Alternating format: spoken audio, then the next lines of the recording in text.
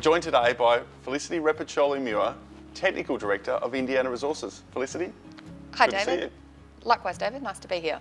Gawler Creighton, South Australia. What attracted you to this project, and what's the work that's been done over the last 12 months?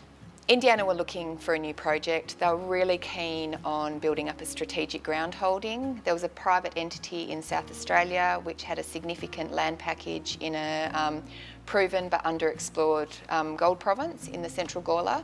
So we picked up about 2,600 square k's from Patron in 2020, and we've continued to build to that strategic ground holding. It's situated near the Tarcoola Historical Mine Centre and also the Tunkilia deposit. It has barely had any exploration work done over in the past 20 years. However, the last couple of years have seen a real resurgence of exploration activity in the area, including with a few of our neighbours. When we acquired it, it already had some great historical gold intercepts to follow up on, and we really hit the ground running in 2021. We started drilling in January at the Minos prospect, and we got some great results, including, I'll just give a couple of snapshots, 21 at 8.43, 35 at 7.8, and 20 at 7.31. So we were hugely encouraged by those initial results, and we've continued to do campaign drilling on that prospect and also another prospect, Ariadne, which is just 700 metres to the southeast of that throughout the year. And this is on a fertile shear zone called the Lake Labyrinth Shear Zone. It's a fertile structure that extends for at least 60 k's, and we have at least 50 k's on our tenure, and the Minos and Ariadne prospects represent only a k of that strike. So we're really excited by the fact that really we're only scratching the surface in that area.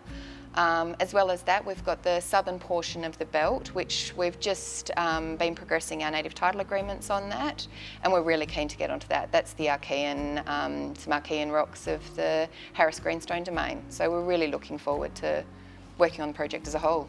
And what does the next 12 to 18 months look like on that project? Yep.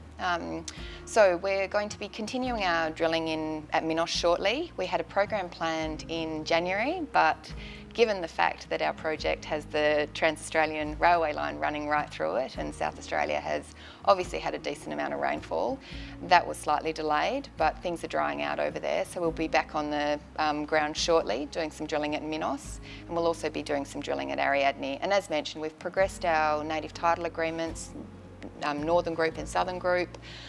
We've also done some heritage surveys and done some calcrete surveys and have some fantastic anomalies to follow up on. So we'll be doing regular campaign work over there, and we're also looking at doing some geophysical surveys over the southern portion of the project. Now, I must ask you about the Tanzanian project. Yep. How's that mediation going, and what impact does it have on the company, the mediation and the process? Yep.